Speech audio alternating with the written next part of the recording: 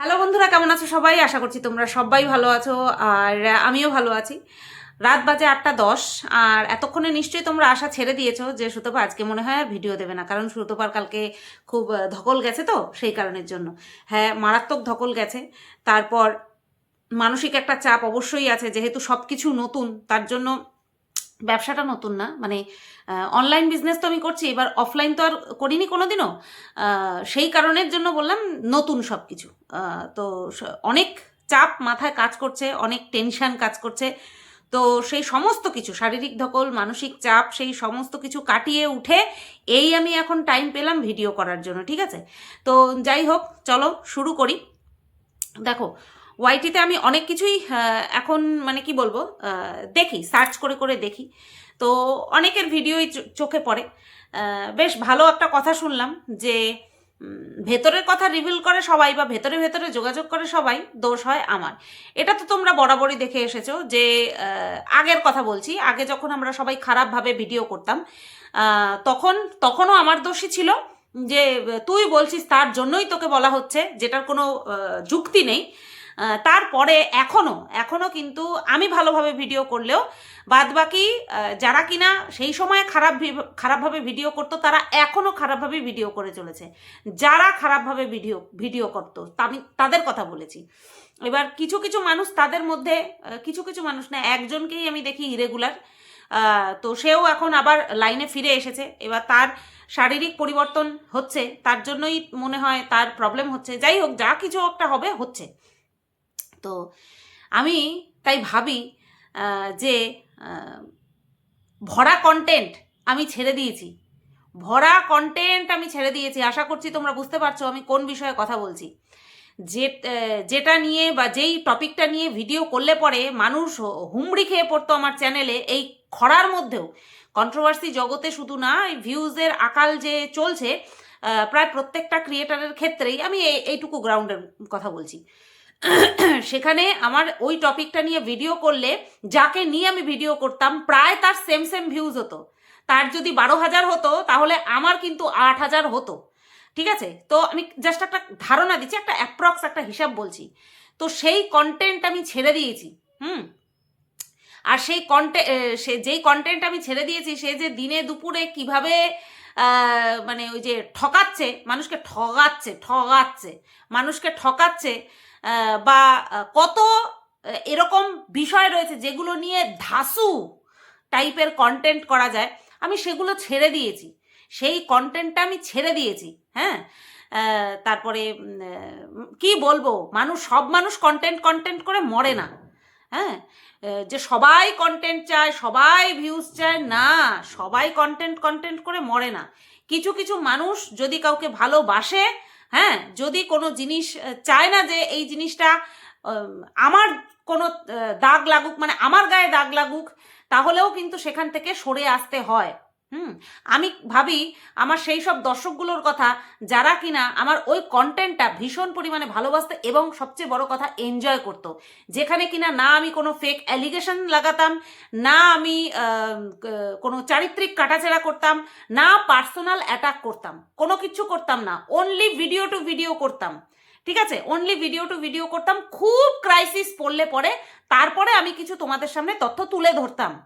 তো সেই জায়গা থেকে আমি নিজেকে হটিয়ে নিয়েছি। সবাই কন্টেন্ট কন্টেন্ট করে না, সবাই ভিউজ করে না। ঠিক আছে? আমি নিজের একটা বড় জিনিস তোমাদের সামনে, মানে উদাহরণ তোমাদের সামনে তুলে ধরলাম, যে সবাই কন্টেন্টের জন্য পাগল হয় না।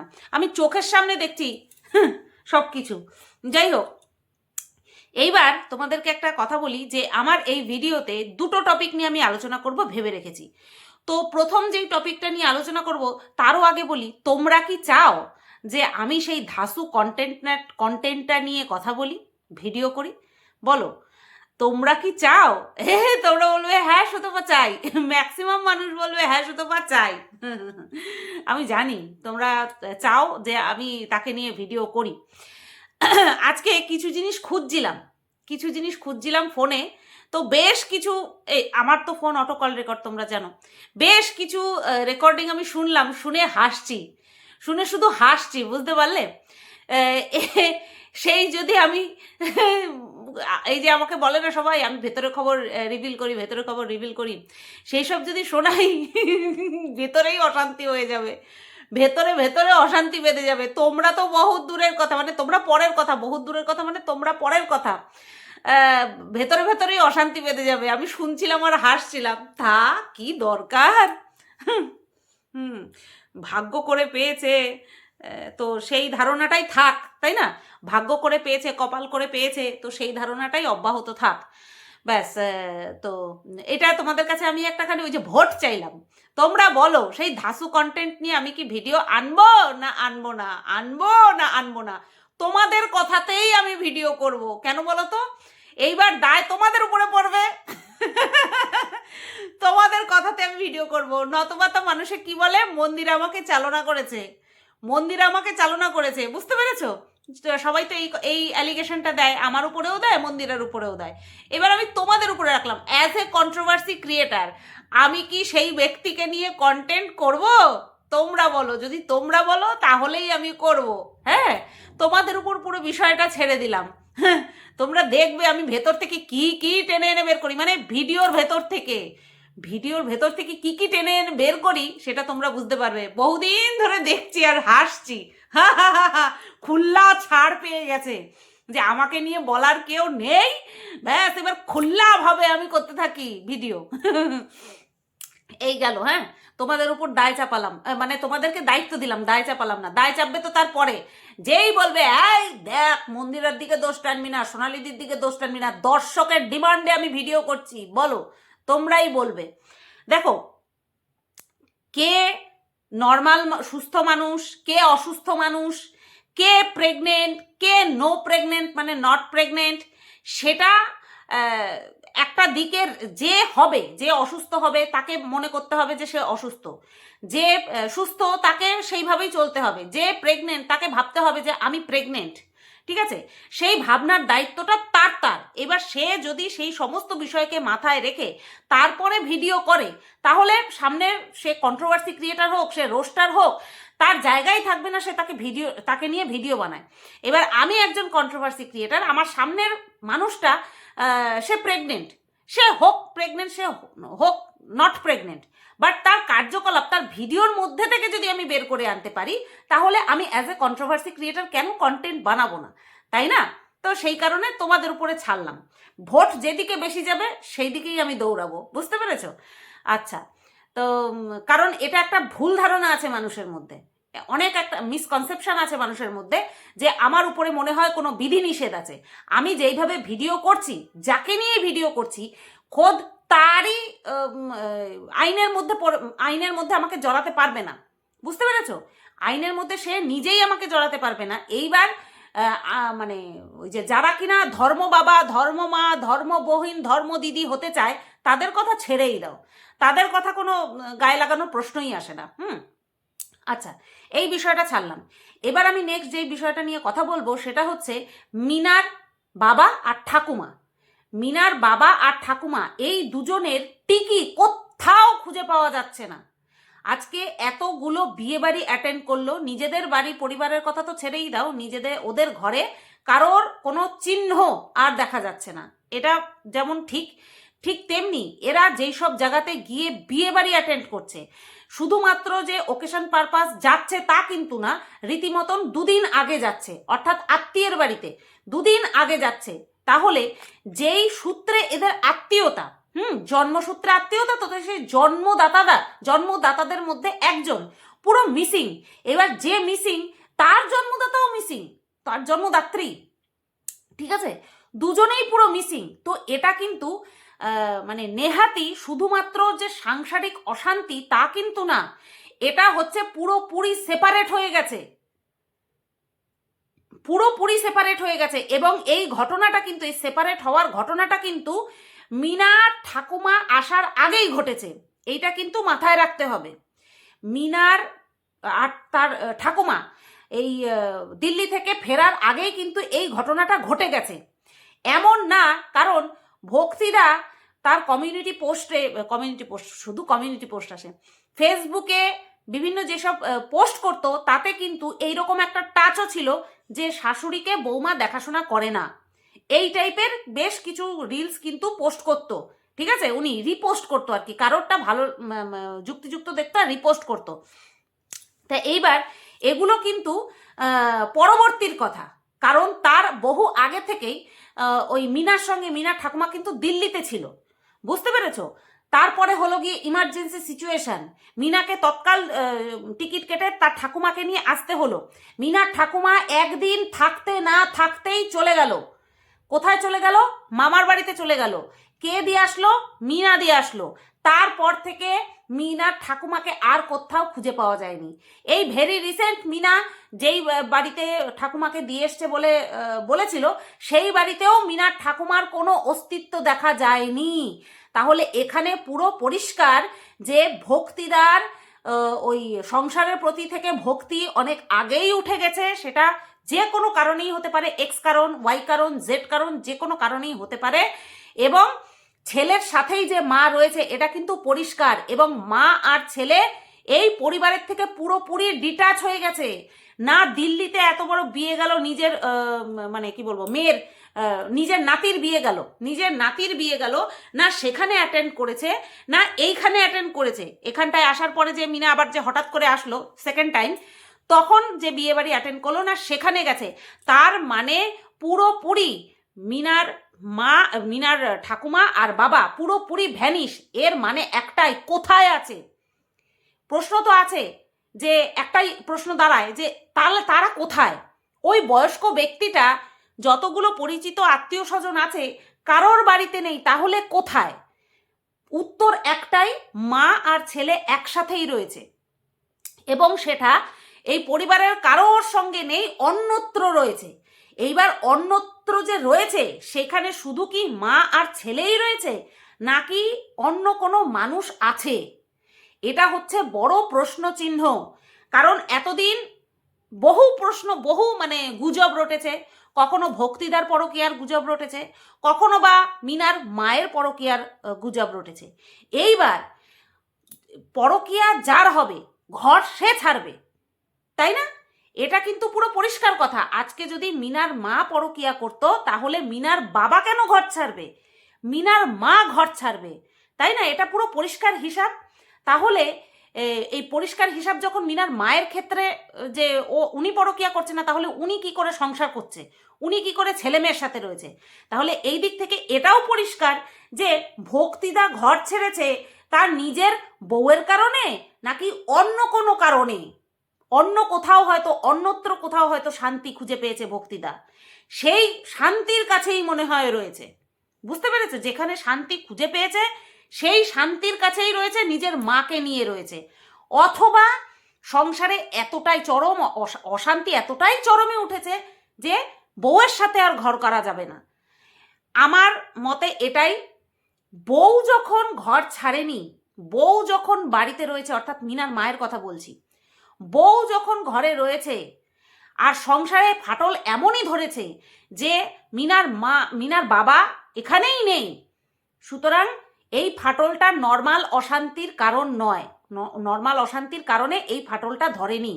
এই ফাটলের মধ্যে অন্য কেউ এসে ঢুকেছে, এটা পরিষ্কার হিসাব। স্বামী স্ত্রীর মধ্যে আলাদা থাকি, ঘর ছেড়ে চলে যাওয়া একমাত্র ওই অশান্তির কারণেই হয়।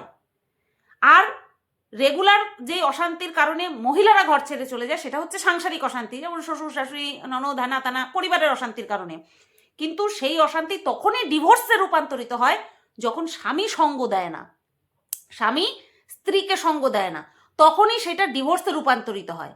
আর এখানে মিনার মায়ের শ্বশুর শাশুড়ি বলতে তো শ্বশুর তো নেই, শাশুড়ি তো অর্ধেক টাইম বাড়িতেই থাকে না, দিল্লিতে থাকে। তাহলে শ্বশুর শাশুড়ির সঙ্গে অশান্তি হওয়ার জায়গাটা কোথায়? আর সবচেয়ে বড় কথা, যদি অশান্তি হতোই তাহলে মিনার মা এই সংসারে থাকতো না। এই ধারণাটা আমার মনের মধ্যে বহুদিন ধরে চলছে। বলবো সেটা এই আজকে বললাম, কারণ এই ভেরি রিসেন্ট যেসব জায়গাতে বিয়ে খেয়ে আসলো সেখানে কোথাও না মিনার ঠাকুমাকে দেখা গেছে, না মিনার বাবাকে দেখা গেছে। তা যেখানেই থাকতো একটা বার দেখা তো যেত।